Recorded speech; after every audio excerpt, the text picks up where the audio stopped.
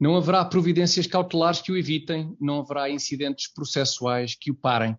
Não haverá recursos para o Tribunal Constitucional que o impeçam. O Comitê Central começará já de seguida.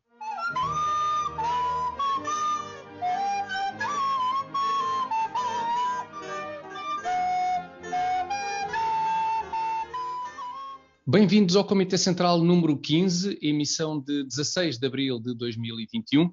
Como sempre convosco, Alberto Gonçalves, Carlos Guimarães Pinto e eu próprio, Tiago Dores. Esta semana, como é óbvio, vamos falar do cada vez mais intenso tráfego marítimo ao longo do rio Zambezi, em África. Não, mentira. Vamos falar da decisão instrutória da Operação Marquês. Falaremos também do plano de vacinação contra a Covid, que é cada vez menos um plano e cada vez menos também vacinação, também por culpa de um novo berbicacho, desta vez com a vacina da Johnson & Johnson. Há, portanto, um reberbicacho. Meus caros, começamos com... E salientar que mais para a frente teremos, como sempre, para prender já o espectador, o nosso camarada da semana e a sessão de esclarecimento. Mas para já começamos com a decisão instrutória da Operação Marquês. Surpresa, consternação, palhaçada ridícula. Meus caros, o que é que vos apraz dizer tudo isto? Eu acho que somos os primeiros a falar deste tema, não é? Acho que... Com propriedade, pelo menos, eu acho que sim. Falou-se muito, nós deixámos assentar um bocado a poeira, para agora, enfim, podermos de facto transmitir aquilo que é a posição correta sobre este assunto. Um tema que, pronto, claramente somos os primeiros a discutir. Eu confesso que estou um bocado farto de Sócrates e já não é de agora. Tu também estás farto da Covid, estás farto do Sócrates, não se pode falar de nada, pá. Das guerras culturais. Sócrates anda cá. Não se consegue falar de nada. Então, o Sócrates, apesar de tudo, anda cá mais tempo e acho que está politicamente morto. Acho que só ele e se calhar 3 ou 4 amigos é que acham que ele não está politicamente morto.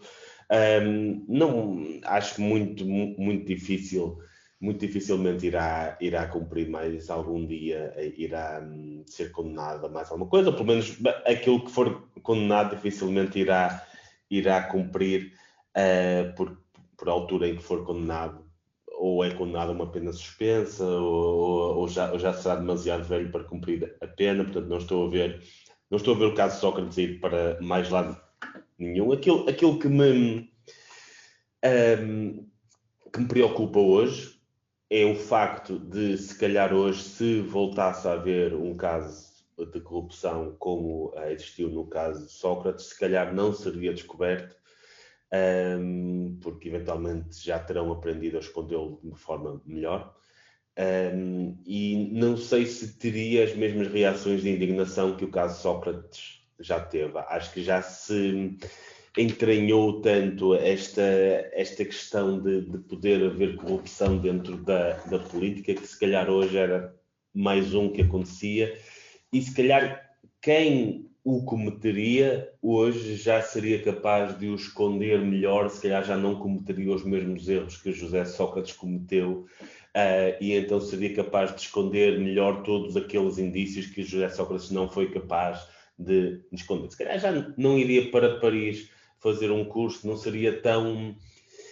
exibicionista na riqueza acumulada pela corrupção como José Sócrates fez, e isso é algo preocupante. E é preocupante porquê? Porque o grande custo da corrupção não é aquele dinheiro que o Sócrates depois usa para ir para Paris e para fazer isto e aquilo, é a forma como transforma as decisões políticas no sentido de algo que pode beneficiar as pessoas para algo que não beneficia as pessoas. E esse é o verdadeiro custo. E no futuro continuaremos a ter que enfrentar esse custo sem conseguirmos perceber que ele existiu, que estas práticas de corrupção existiram. E essa é a minha principal preocupação, e o facto também de a máquina em torno de Sócrates não ter sido desmontada de todo. Continua a estar lá, estão lá as mesmas pessoas, as pessoas que o levaram ao poder estão lá, as práticas e mesmo a tolerância das pessoas para aquele tipo de coisas continua lá, porque as pessoas não se preocupam muito com este tipo de coisas. Preocupam-se que ele tenha tido não sei quantos milhões para ir para Paris, mas não se preocupam com o peso que o Estado tem, que permite que estes casos existam, com a forma como são tomadas as decisões, com as grandes obras públicas e com as grandes visões para o futuro. Antes era uma coisa qualquer, hoje é o hidrogênio, hoje vai aparecer sempre um plano qualquer que vai estimular. Ainda estamos no hidrogênio? Ainda estamos no hidrogênio ou já passámos para a fusão a frio ou uma coisa assim do género? Não, acho que ainda estamos no hidrogênio. Vai demorar pelo menos 10 anos até percebermos se aquilo falha ou não, portanto, são 10 anos para investir. Muito bem. Eu queria intervir a favor do engenheiro Sócrates. Finalmente. Estás a ver como é pertinente estarmos a falar disto hoje? É que o Alberto teve tempo para ponderar, para digerir toda esta informação e conclui, afinal, que há uma defesa a fazer. Diga, Ivo Rosa. Não, pelo menos por comparação, toda a gente já sabe, não vale a pena fingir o que é ou quem é o engenheiro José Sócrates. Agora, esta atitude do PS, esta estratégia, não é mais uma estratégia mal elaborada, ou que disfarça muito mal a relação que todo o PS teve e o suporte e o apoio que o PS deu ao engenheiro Sócrates durante a governação dele e mesmo no início do processo e quando eles diziam que tudo isto era uma cabala, etc.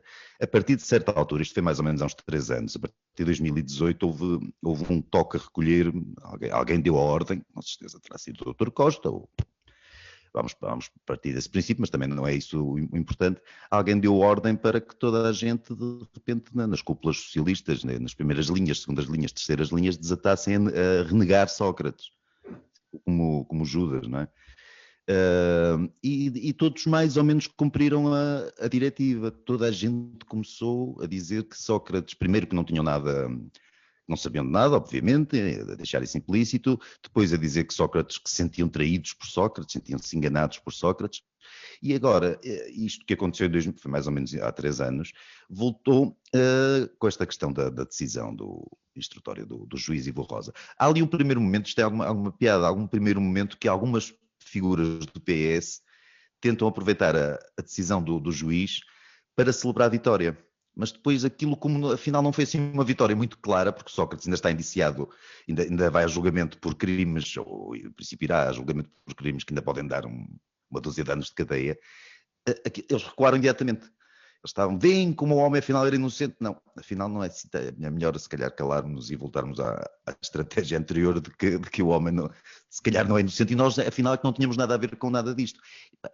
Ninguém imagina que o tipo de alegadas burlices que o engenheiro Sócrates cometeu, que fosse uma coisa exclusiva ao pessoal dele e que esta gente que estava toda à volta dele e o atual governo e o atual PS, é essencialmente o PS de Sócrates e do governo de Sócrates, ninguém imagina que ninguém desta gente soubesse nada, que não fossem de alguma maneira, que não soubessem e que em alguns casos não participassem, ou pelo menos em algum sentido seriam cúmplices. E eles continuam todos aí, ou calados, a fingir que nunca conheceram Sócrates, a subir para o lado, ou a sentirem-se profundamente magoados por aquilo que Sócrates fez ao PS. O problema não é o que Sócrates fez ao PS, o problema é sempre, e tem sido desde há muitos anos, o que o PS nos faz a nós. E depois houve outra coisa, é que só se fala de Sócrates, mas quem saiu definitivamente sem grandes problemas, quem vai Exatamente. sair é Ricardo Salgado, não é? Que andou a pagar o... sim, e fora figuras que não são do PS, sim, não é? Sim. Que supostamente é, em certa medida, a figura central de grande parte destas questões, obviamente não das questões de natureza pessoal em que José Sócrates estaria envolvido, e essas provavelmente seriam mais difíceis de detectar por parte das pessoas que rodeavam nos governos de que fez parte, mas é impossível acreditar que em outros assuntos, como aqueles que envolviam, por exemplo, a Portugal Telecom, fosse imperceptível aquilo que se estava a passar para grande parte das pessoas que o rodeavam, não é? Desculpa, Tiago, vocês não acham que é impossível, tal como no caso, por exemplo, brasileiro com Lula, em que aquilo... Não se imagina que as figuras de algum relevo, pelo menos do PT brasileiro, que não estivessem a par daquilo, não participassem daquilo. Alguém imagina que o Sócrates, enquanto primeiro-ministro, agiu a título pessoal intransmissível? eu acho praticamente impossível. Não sei, não estou habituado a participar em esquemas de corrupção, ninguém me convida. Temos que pensar numa coisa dessas, para falarmos com mais propriedade sobre o assunto. Pois, não sei exatamente como isto se passa, mas acho muito difícil que uma coisa desta dimensão, uma rede desta dimensão, que seja exclusiva ali só do Sócrates e do motorista, não é? Que se chama Perna, sim, não é? Sim, um processo que... O próprio Ivo Rosa, no meio de todas aquelas coisas que disse, ele referiu precisamente a isso, que os processos de decisão dentro de um governo não são tomados por uma só pessoa. Aliás, esse foi o argumento para ilivar Sócrates de algumas coisas. Foi o processo de decisão dentro do governo para apoiar mais uma empresa, uma construtora do que outra, para apoiar mais esta empresa do que outra. Não é tomado por uma só pessoa. Ou seja, aquilo que ele esteve a dizer foi: é impossível o Sócrates ter feito isto sozinho e por isso vamos ilibá-lo. Vamos ilibá-lo, em vez de acusar os culpados todos, vamos ilibar o único suspeito. Há a hipótese que poderia fazer sentido, que é a parte da frase: é impossível o Sócrates ter feito isto, mas depois falta o sozinho, não é? Porque parece ilibá-lo, mas depois o sozinho pareceria merecer outro tipo de eventual julgamento. Só para terminar, desculpa, Tiago, só da minha parte, deste assunto, quer dizer, não acho que o PS está a fazer esta negação pública do engenheiro Sócrates, e mais ou menos coletiva, ou então outros dedicam-lhe o silêncio, acho isto absolutamente repugnante. E porquê é que Sócrates opta por, em vez de trazer tudo atrás com ele, opta por hostilizar no seu novo livro, que espero que já tenham lido? Já me mandaram o PDF, sim. Já te mandaram... mas espera, não compraste o livro mesmo? Já está esgotado, deixa-me adivinhar. Não, PDF a circular por aí, mas eu garanto, por questões que eu não abri. Não abri. Não há problema, não. Ok. Não, é porque já não se deve conseguir apanhar o livro. Não sei em que edição é que vai, 7ª, 8ª neste momento, mas já deve estar tudo comprado, sim. Mas isto para dizer que José Sócrates aparentemente investe ainda mais na super teoria da cabala, não é? Em que toda a gente está contra ele. Não só, isto não é só um mega projeto da extrema-direita, mas o próprio PS também é seu inimigo. Portanto, aparentemente era muito mais giro se Sócrates decidisse trazer o PS atrás e decidisse provavelmente contar mais algumas coisas. Ele não chega a ameaçar isso, mas eu acho que está ali nas entrelinhas, não é? Se calhar está guardado para o próximo tomo. Próximo livro. É provável. Eu não sei se o Sócrates já terá lido este livro, não faço ideia. Não, achas que não lhe mandaram a prova? Depois não há assim uma prova final? É o tal PDF. Como é que isto, tal PDF. Em termos destas trafolhices, quando se encomenda livros a outras pessoas em seu nome, não sei como é que isso funciona. Não sei, não estou muito a par. Tiago, alegadamente.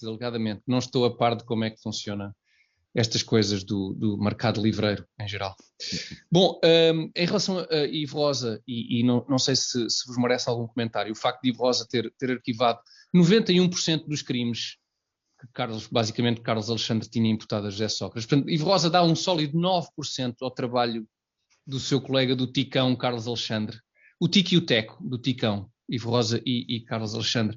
Portanto, deitando por terra todo o trabalho feito, basicamente todo o trabalho feito por Carlos Alexandre. Também bastante...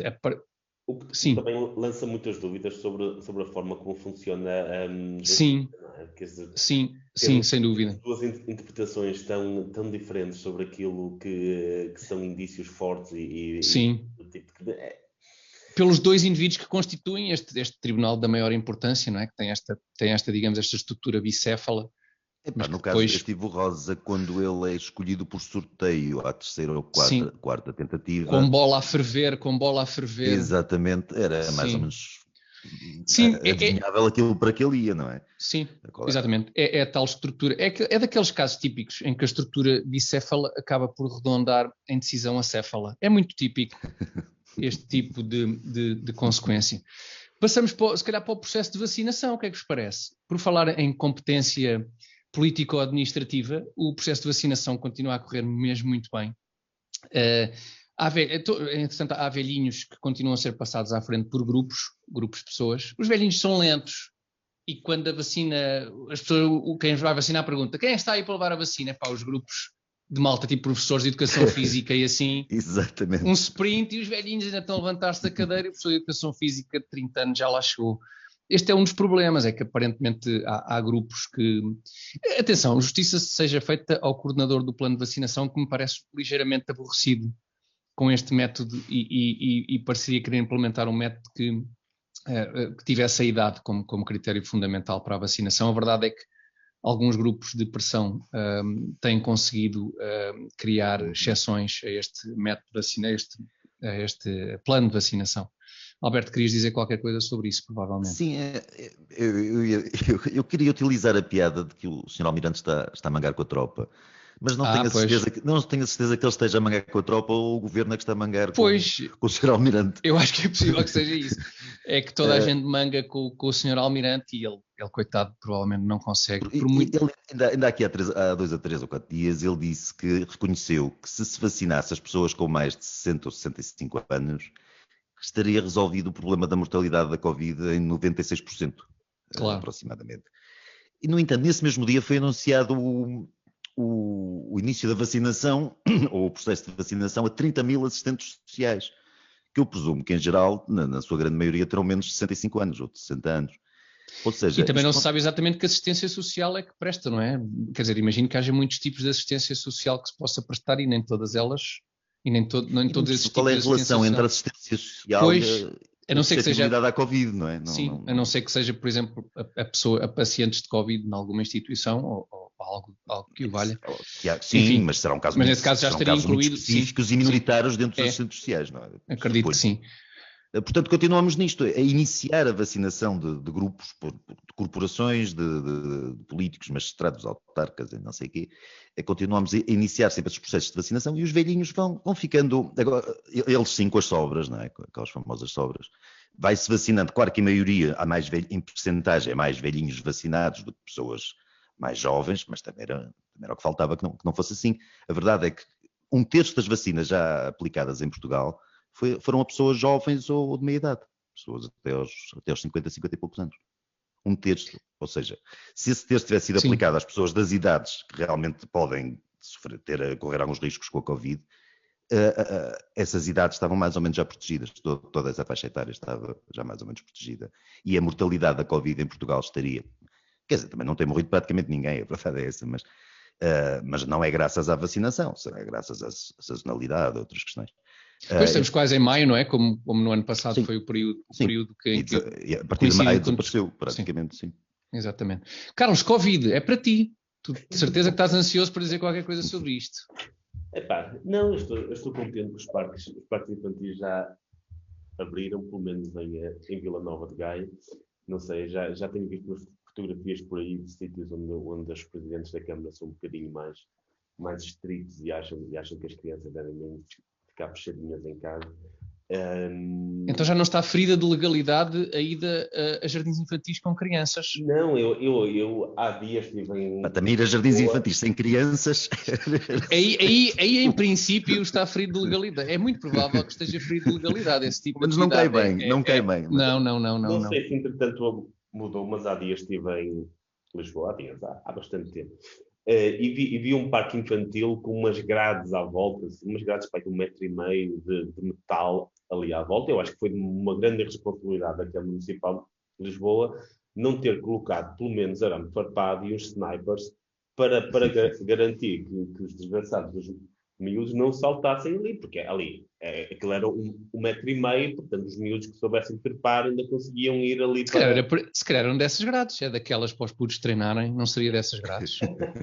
Aquela de ginástica? Sim, não, exatamente. Acho que pelo menos arame farpado em torno de escorregas era o mínimo para proteger a comunidade da Covid. Era por ali, um bocadinho de arame farpado para os miúdos não saltarem e uns snipers. Acho que a Câmara de Lisboa tem dinheiro para isso, podia ter feito isso. Mas a sério, é muito complicado explicar a alguém que não percebe, porque se calhar também não há nada para perceber. Porque é que há grupos que, quando temos picos, vão para casa em teletrabalho, como é o caso dos professores, que têm acesso às vacinas antes de pessoas que efetivamente têm um grande risco de morrer com essa doença. Poderá haver uma explicação qualquer, mas a verdade é que não é comunicado. Aquilo que é dito é que são super spreaders. Quando são pessoas que efetivamente, quando temos um pico, vão para casa fazer teletrabalho e de repente... Teletrabalho quer dizer, se houvesse computadores nas escolas, faziam teletrabalho. Se não sabemos exatamente o que é que... Enfim, okay, vão para casa. Vão para casa. Esta é a parte fundamental. Vão para casa quando isso acontece, que estão expostas a pessoas, a seres humanos com muito baixo risco em relação à Covid, que são as crianças. Portanto, nem por aí se percebe muito bem. Ou essa explicação não existe, ou é tão óbvia que não é preciso explicar e só nós os três é que não percebemos. Pode dar-se esse caso. Pode ser isso. Pode ser isso.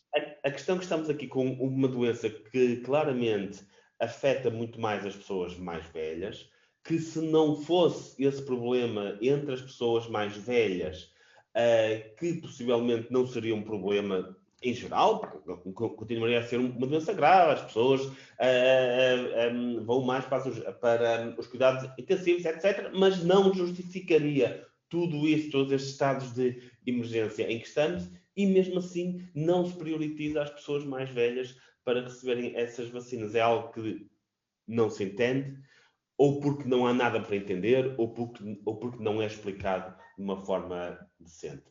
E eu inclino mais para a primeira razão, que é não há nada para entender. É simplesmente um conjunto de grupos de pressão que conseguem impor a sua vontade e por isso, e aqui é muito claro, se for isso, então estamos efetivamente a sacrificar vidas e saúde das pessoas mais velhas em nome da resposta a 2 ou 3 grupos de pressão. Algo que não me parece fazer sentido nenhum. Eu espero que um dia se responda politicamente por isso. Não tenho grandes expectativas, porque não se responde politicamente em Portugal por nada, mas era bom que um dia alguém respondesse politicamente por isso, porque é que adiamos as vacinas das pessoas mais velhas, mais expostas à mortalidade deste tipo de doenças, apenas para responder à vontade de alguns grupos de pressão.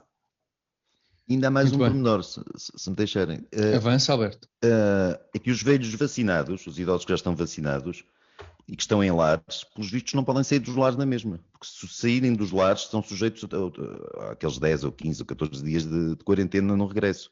E só podem receber os familiares através de um vidro de um acrílico, uma coisa são aqueles qualquer. Abraços plastificados, não é? Uns abraços plastificados. Sim, houve uma câmara que apresentou isso com muito orgulho. É tipo o diálogo, não é? O mega preservativo. Veste-se o velhinho num preservativo. Sim, eu estava a pensar no preservativo gigante. Do rapaz da bolha. Estava a pensar no rapaz da bolha. Pois. Há vários de borracha que enfiava. Há vários bons exemplos onde ir buscar ideias. Todos cómicos, infelizmente. Epa, isto é verdadeiro. A certa altura isto só funcionava humoristicamente, não é? Os velhotes estão vacinados, alguns com a segunda dose e continuam fechados nos lares. Qual é a função então da vacina? A questão é que estas decisões são tomadas de forma centralizada e como ainda não temos os idosos todos vacinados, a regra para todos os lares ainda é que isto aconteça assim. Quer dizer, não há qualquer pensamento crítico, descentralização da decisão. Se um lar, todas as pessoas lá já estão vacinadas, então abre-se o lar, quer dizer, até pelo sinal que enviamos às pessoas, não é? Começa a haver muitas pessoas com dúvidas em relação às vacinas por causa dos riscos. Quer dizer, qual é o interesse do plano de vacinação se as pessoas não têm uma vida normal depois de ter a dupla dose, sim, não é? Isso até nos Estados Unidos, o teu próprio Dr. Fauci, muito recentemente, voltou a reiterar que, atenção, mesmo com a vacina, portanto, isso também não é exclusivo do nosso país. Esse medo, os nossos especialistas, Tiago, também. Mesmo com a vacina, toca a não tirar as mascarilhas e a permanecer em casa sempre que possível. Exatamente. Claro que sim. Os nossos especialistas estão sempre agarrados ao RT, que sobe, que não sei o que. Estão sempre agarrados ao RT, pá. Os nossos casos estão a descer, os casos em Portugal de internamentos, de mortes, de casos, estão a descer e eles continuam a avisar para o PRIC que é o RT subir. Isto há aquela hipótese de termos 0 casos, 0 mortos por Covid e eles continuarem a ver o RT subir e a ficarem muito preocupados. Pois, imagina, teres um caso, está tudo bem. No dia a seguir tens 2 casos, 100% de aumento, tudo para casa. Tudo para casa. Enfim, e a nova vacina da Johnson & Johnson não vem aparentemente ajudar muito, porque também provoca coágulos. O que é para mim uma grande exceção, porque eu habituei-me a crescer com o shampoo da Johnson & Johnson que não ardia nos olhos. Epá, que para mim era uma descoberta científica, essa sim assombrosa. E agora não são capazes de fazer uma vacina, o que é uma grande exceção. E se calhar o shampoo também causava coágulos, mas não. Também. É possível que sim, é possível, porque estamos a falar dos anos 70 e 80. Eu só usava Dove, por isso. Estou à espera da vacina da Dove. Não, Alberto, os shampoos, Alberto. É isso, que shampoo é que tu usaste, Alberto, por falar nisso? Agora se calhar é uma boa ideia saber. Isto é genético, isto é genético. Ok. Só para os Johnson & Johnson eu já tinha posto de lado, agora gostava de saber qual é que tu usaste com mais frequência. Pequenito usava o Johnson & Johnson. Está tudo perdido então. Ok. Por acaso, o amarelo, não é? O amarelo. É o amarelo, aquele clássico. O amarelo dos anos 70, claro, e 80. Claro, certo, claro que sim. Portanto, eles são tão... não vou dizer mal, o shampoo era ótimo. Enfim, não, era ótimo, um ótimo shampoo, por amor de Deus. E acho que, sim, hoje começámos a nossa rubrica crítica de shampoos, para a semana teremos a nossa crítica de desinfetantes de casa de banho em geral. E se calhar acaba por aqui a primeira parte do nosso Comitê Central, se vocês estiverem de acordo, para voltarmos de imediato com o camarada da semana, parece-vos bem? Uhum. Vamos a isto então, até já.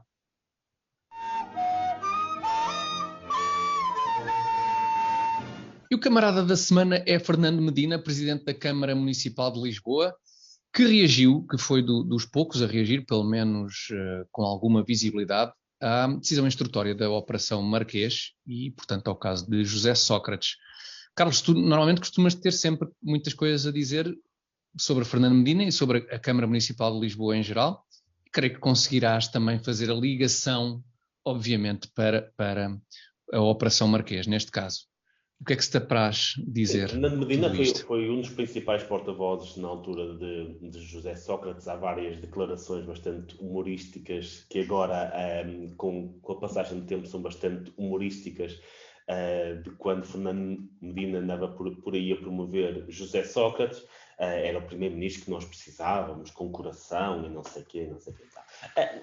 E agora, pronto, de repente, estamos em 2021, mais de 10 anos depois, lá se arrepende. A questão é que nunca dizem, pessoas como Fernando Medina, nunca dizem que estavam errados.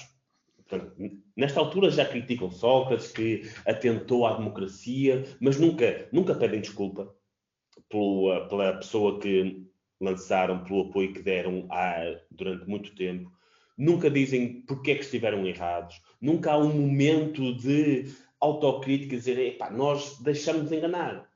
Sim, como é que foi possível deixar este homem tomar estas decisões e atuar desta forma, sem que nós supostamente tenhamos percebido o que quer que seja, não é? Quando essa, obviamente, era uma das nossas funções. É que a questão até acaba por não ser essa. É que nós questionamos se eles nunca têm este processo de autocrítica, se é porque acham que não há nada para se autocriticarem. Ou seja, amanhã, com a mesma personalidade, iriam fazer exatamente a mesma coisa, que é aquilo que eu estou convicto. Se amanhã aparecesse alguém com a mesma personalidade, com os mesmos instintos, com a mesma vontade, mas com esta capacidade de ser poder, como José Sócrates tinha na altura, irá ter exatamente os mesmos seguidores, se é que já não é esse o caso hoje, ou se acham que simplesmente as pessoas já esqueceram, que eles já não têm nada para explicar. E o pior disto tudo é que se calhar tem razão. É que se calhar esta convicção de que as pessoas não querem saber, que as pessoas não querem saber aquilo que eles disseram e a troca de opinião que eles têm, se calhar têm razão. Porque tanto à esquerda como à direita, cada vez mais há este desleixo em relação a políticos que trocam de opinião conforme o vento. Hoje o vento sopra para aquele lado e temos esta opinião, depois o vento sopra para o outro e temos outra, às vezes no espaço de 2 ou 3 semanas. Isto acontece com muitos políticos. Nós temos o caso, obviamente, do PS, que é o caso mais evidente à esquerda de um partido que muda de opinião conforme o resultado do focus group, mas Marcelo é muito parecido com isso. Marcelo, que está mais ao centro, é muito parecido com isso. André Ventura é outro caso, mais à direita, que é um caso bastante evidente de alguém que muda permanentemente de posição conforme o vento sopra. E as pessoas não querem saber, não querem que lhes expliquem porque é que as pessoas mudam de opinião, porque as pessoas podem mudar. Agora, é preciso que expliquem porque é que mudaram, principalmente quando acontece em duas circunstâncias. Quando a mudança é muito rápida, aí é para suspeitar, e quando a mudança é em relação a pessoas que no passado tinham poder e agora já não têm. A mudança foi porque deixaram de ter poder ou foi porque efetivamente há algo convictamente que os faz mudar de opinião? E Fernando Medina é só mais um, como há muitos dentro do PS e, infelizmente, como há muitos dentro da vida política em Portugal. Não, é doutor Medina, o engenheiro Medina, arquiteto Medina? Doutor, pá, ele é da mesma faculdade que eu. Não, Carlos, pá, essa foi forte. Acho que sim, pá. Estamos a falar da Faculdade de Economia do Porto, não é? Faculdade de Economia do Porto. Lamento confirmar que sim, Carlos. É isso, não é? Pois. Lamento.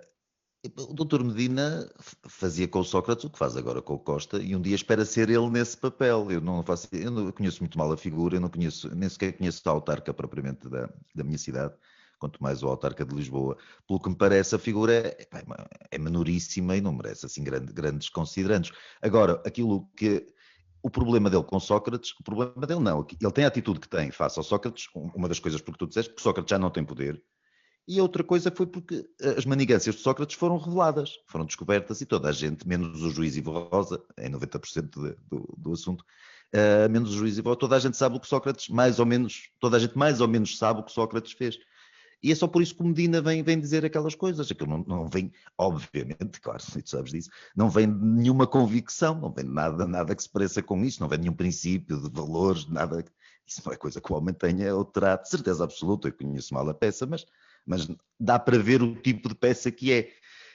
Aquilo é o que ele achou que lhe ficaria bem dizer, para se demarcar, para ele está a tentar, ao que parece, está a concorrer com o Pedro Nuno Santos, não é? À liderança, uma hipotética liderança futura do PS, não é? Portanto, ele fez o que achava que devia fazer. Mas acaba por ser quem faz um bocadinho, digamos, o trabalho sujo, não é? Porque acabou por ser de António Costa, neste caso, porque acaba por ser quem marca a posição oficial do PS, acaba por ser ele a chegar-se à frente. Depois de ter dito que este caso é um manual de tudo o que está errado com a justiça, um indivíduo que foi 2 vezes secretário de Estado de Governos do PS e que em 2011 foi eleito nas listas do PS de Sócrates, vice-presidente do grupo parlamentar, portanto, que se indigna com o estado da justiça. Tiago, o Medina é um produto político do Sócrates, quer dizer, é uma construção que tinha ali menor, mas é do Sócrates, mas vem do Sócrates. Desde 2005, pela informação que tenho aqui, que foi nomeado secretário de Estado do Emprego e da Formação Profissional e que foi responsável, entre outras coisas, pelo lançamento e coordenação do programa Novas Oportunidades. Portanto, é um background que eu acho que sim, foi muito bom, que dá todas as garantias, que já na altura imediatamente se percebeu que dava todas as garantias de estarmos na presença de mais um grande estadista. Não, eu diria que ele próprio teria adquirido a sua instrução das novas oportunidades, não é? É possível.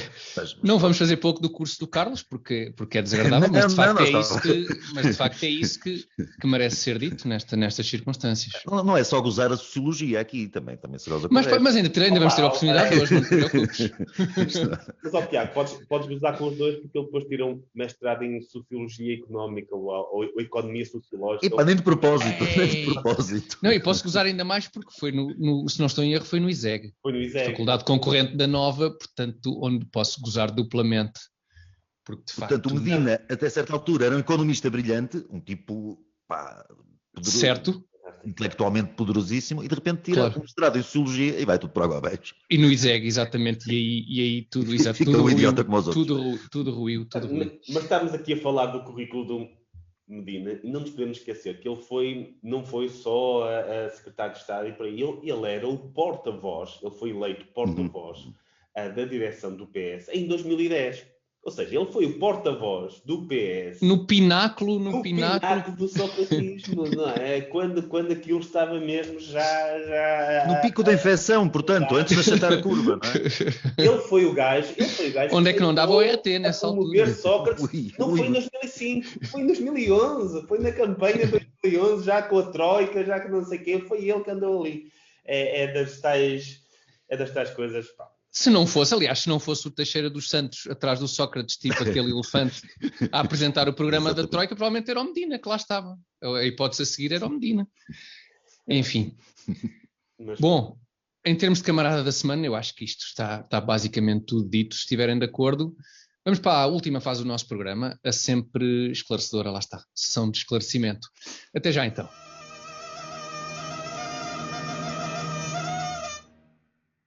Sessão de esclarecimento. Cá estamos nós para dar resposta às perguntas dos nossos ouvintes e espectadores. Lembramo-vos que continuem a enviar as vossas perguntas para comitecentral21@gmail.com, comitecentral21@gmail.com. Esta semana vamos responder a uma pergunta do nosso ouvinte ou espectador Manuel Costa. O Manuel Costa pergunta o seguinte: de um ponto de vista sociológico, como é possível a todo um povo aceitar este tipo de situações no que toca à corrupção, com total alienação, resignação e até mesmo alguma complacência? Identificar este ponto é, a meu ver, diz o Manuel Costa, fundamental para mudar atitudes. Ora bem, o Manuel pergunta qual é o nosso ponto de vista sobre este assunto, lá está, do ponto de vista sociológico, e ainda bem que temos um sociólogo no nosso painel, não é? Aliás, não é o Medina. Não é por acaso, Fernando Medina não estava disponível, mas por isso temos Alberto Gonçalves, que do ponto de vista sociológico responderá então a esta questão que acaba por fechar um bocadinho a temática que abordámos hoje. É uma questão simples, Alberto, que tens 30 segundos. Isto não é exatamente uma questão sociológica, uma questão, ou melhor, a explicação vem mais da perspectiva histórica. Eu acho que os portugueses são pouco dados à insurgência, porque nós, hoje em dia, nas últimas décadas, podemos dizer que são muito dependentes do Estado, e é verdade, e são. E as pessoas não querem chatices porque estão bem assim, ou acham que estão bem assim, as ambições também não são muitas, na maioria dos casos, e as pessoas estão muito, muito dependentes do Estado e querem um Estado que as proteja. Mas nem sempre foi assim, as pessoas não tinham proximidade ao Estado. Um português do interior ou de uma zona pescatória, um português não de Lisboa e do Porto, provavelmente há 100 ou há 200 ou há 300 anos, nem sabia o que era o Estado, nem sabia que estava, alguns nem sabiam que estavam numa nação chamada Portugal. A questão não é essa. A tradição que marca esta distância dos portugueses face aos poderosos, vamos dizer assim, e aos processos de corrupção e aos abusos, este alinhamento de que o espectador fala, vem de outra coisa que não do Estado, vem da pobreza. As pessoas são pobres e as pessoas, sendo pobres, não têm. As revoltas e a insubordinação e as insurreições não vêm da pobreza. Os portugueses têm uma tradição de pobreza que não lhes permite levantar cabelo. Não quero fazer referências outra vez ao shampoo, mas é por aí. Quem vive num limite ali, no limiar da sobrevivência, e os portugueses viveram assim, a grande maioria dos portugueses ao longo da nossa história toda. Na nossa história há aquelas conversas, a nossa história gloriosa dos descobrimentos, mesmo os descobrimentos são um ato motivado pela pobreza. Foi gente que teve que sair daqui à procura de alguma coisa. Estás a reinterpretar o colonialismo? O colonialismo foi um ato de pobreza. As pessoas iam para a África porque estavam para tentar safar, coitadas. As pessoas iam para a França e para o Luxemburgo e para a Alemanha por os mesmos motivos. A nossa tradição, mais do que de Estado, porque há 100, 200, 300 anos a presença do Estado na vida do cidadão médio, algures, em fornos de algodoes, era nula. A nossa tradição é uma tradição de pobreza. E as pessoas pobres, por definição, tendem a acatar aquilo que lhes fazem. E o que lhes fazem tende a ser abusivo. E é isso que se continua a acontecer na corrupção. Eu gostaria, quando à vontade do Carlos, de chamar aqui a questão da Covid e destas restrições em relação à Covid, a facilidade com que os portugueses aceitam isto. Os portugueses aceitam tudo porque têm uma tradição de pobreza, a pobreza cria dependência e, neste caso, nas últimas décadas, sobretudo ao longo do século XX, mas sobretudo nas últimas décadas, o Estado veio preencher essa dependência, veio preencher, eu fingi que preenche, veio existir uma função paternal, que aliás existia perfeitamente, essa definição do paternalismo, a figura era apresentada assim no tempo do Dr. Salazar, portanto, não é novidade. E eu, se calhar, iria complementar um bocadinho aquilo que o Alberto disse, com questões um bocadinho mais... complementar no sentido em que estou completamente de acordo. E que eu acho que há uma questão também do efeito que as coisas têm na vida das pessoas, pelo menos o efeito direto. A corrupção, possivelmente, tem um efeito muito maior nos rendimentos dos portugueses do que a austeridade ou qualquer coisa dessas. Se tomarmos por certo aquele valor dos 18 mil milhões de euros de impacto da corrupção na economia portuguesa, que imaginem até que seja anual, portanto isto acumula-se ao longo dos anos, estamos a falar de hoje podermos ter salários 30% a 40% maiores se não tivéssemos estado tão expostos à corrupção nos últimos anos. A questão é que as pessoas não sentem isso. Não sentem isso.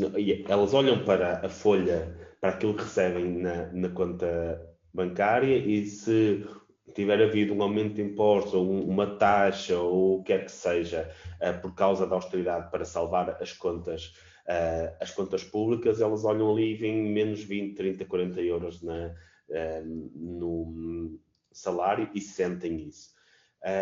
Aquilo que resulta da corrupção é um efeito de médio prazo, até pode ser de curto prazo, mas não está contabilizado de uma forma tão clara. E por isso as pessoas não sentem tanto as consequências para si. Já se o Costa der um aumento de 20 euros na reforma, aquilo aparece ali e é uma coisa que ficam todos contentes, muitas vezes até preferirão ter governantes corruptos que coloquem ali objetivamente mais 20 ou 30 euros na sua reforma ou no seu salário, porque temporariamente até podem fazer isso, do que não ter governantes sérios que até podem, no curto prazo, não resultar nesse tipo de aumento salarial ou na reforma, mas que a longo prazo construiriam um país capaz de dar salários e reformas mais altas, mas como o Alberto disse, esta cultura de pobreza em que se olha muito para o curto prazo, para aquilo que se pode ter imediatamente,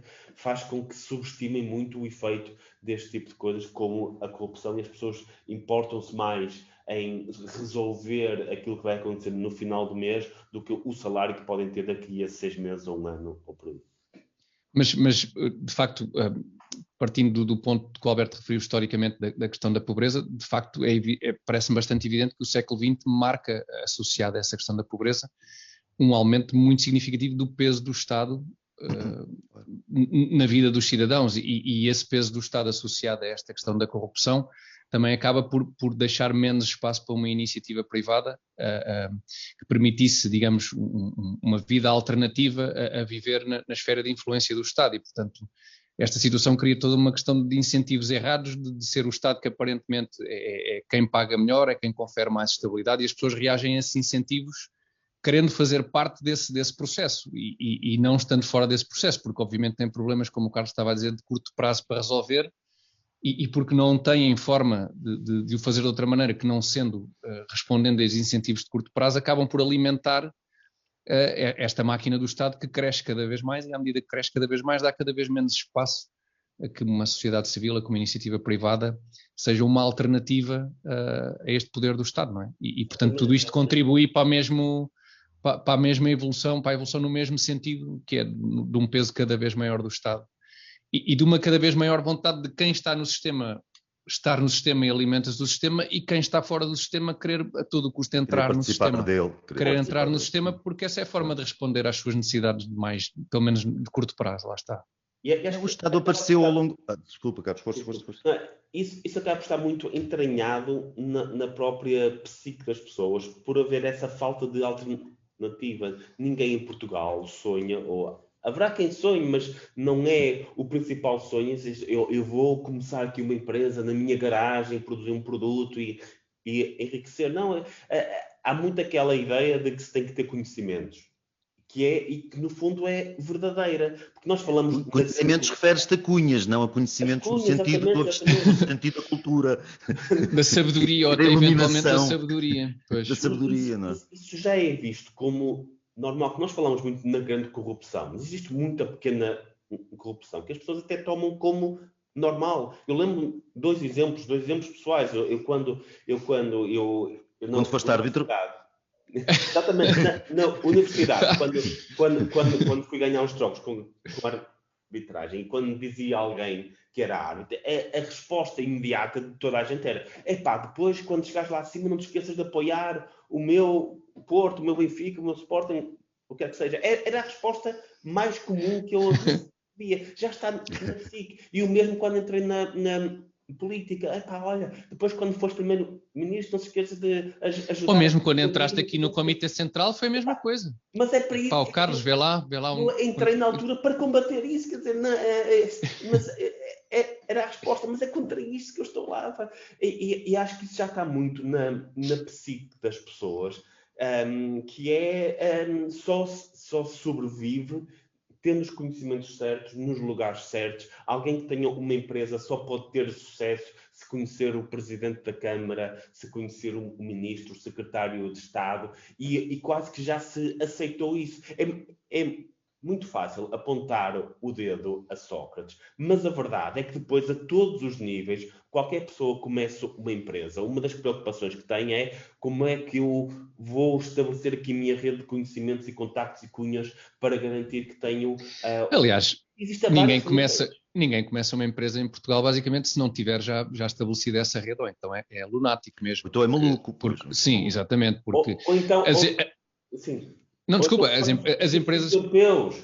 Pois, exatamente, sim. Começar, a primeira coisa que eu penso não é que produto é que eu vou lançar, como é que me vou diferenciar dos outros, não. É que como é que eu adapto a minha empresa para poder receber estes subsídios europeus que estão agora a chegar. Portanto, temos uma mentalidade muito rentista, muito extrativista, ou seja, como é que eu vou buscar onde já existe, não porque adicione valor, mas porque tenho os conhecimentos e as formas certas para ir buscar valor onde ele já existe. Carlos, mas isso também tem a ver com a tal cultura de pobreza ancestral, que não favorece a iniciativa privada. O Estado apareceu, sobretudo no século XX, como uma mesinha para os problemas da pobreza dos portugueses. Não resolveu coisa nenhuma, mas as pessoas acreditaram nessa laracha, não é? Na história da mesinha, e passaram a confiar no Estado. E assim, aquilo que não conseguiam fazer antes, por iniciativa privada, estamos a falar em geral, não é? Aquilo que não conseguiam fazer antes, passaram a confiar que o Estado fizesse por elas. E é isto que bloqueia, que atrofia as pessoas, o cidadão comum. Não que ele seja especialmente mau ou bom, não é uma coisa nem outra. Não, claro. São pessoas como outras quaisquer, mas deposita no Estado uma confiança que o Estado não merece. E as pessoas depositam para o bem e para o mal. E como o Estado normalmente corre para o mal, essa confiança é traduzida com base nisso que acabaste de dizer, nas cunhas e nos favores e nos conhecimentos, etc., para chegar. É por essas formas que o cidadão procura chegar a algum lado. Não é através de... Porque também, se realmente quiser fazer as coisas de forma íntegra, ou como deve ser, se quiser criar uma empresa de raiz, etc., também Portugal tem as pernas praticamente cortadas. Não, e a concorrência do Estado é em quase todos os setores, Sim, é impossível de vencer, não é? Destrói o indivíduo. Claro, exatamente. O Estado está sempre em condições de concorrer, pagando melhores ordenados e tendo, digamos, preços mais baixos em quase todas as áreas. E carregando e destruindo as pessoas com impostos, com taxas, com investimentos. E isso vê-se em setores como a educação, vê-se como na habitação, por exemplo. Exatamente, isso é bastante evidente, não é? Bom, eu acho que conseguimos dar resposta a esta. Não foi nos 30 segundos, mas foi bastante esclarecedora a resposta. A pergunta era ambiciosa também. Era ambiciosa. Nós gostamos que os nossos espectadores e ouvintes sejam ambiciosos e que nos coloquem este tipo de desafio e responsabilidade. Bom, ficamos por aqui se calhar hoje. Aproveitamos para recordar que... Se alguém quiser um favor para o Porto, o Benfica ou o Sporting... uma pessoa que esteve ligada à arbitragem, podemos ver isso. Sério? A sério? Não, e a vida partidária, é um cocktail de potenciais favores, é impressionante. Exatamente. Então está lá tudo. Temos que abrir uma nova secção do programa, que é cunhas. Sim. Já que ninguém Enfim. com publicidade, pá. Exato, se quiserem também podem mandar comunicados sobre esse assunto. Bom, o Comitê Central estreia todas as sextas-feiras às 21 horas no canal de Facebook A Cor do Dinheiro.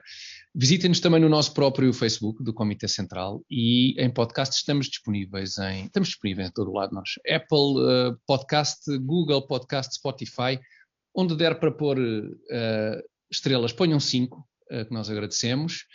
E creio que ficamos por aqui. Despedimos-nos e até para a semana. Até para a semana. Até para a semana.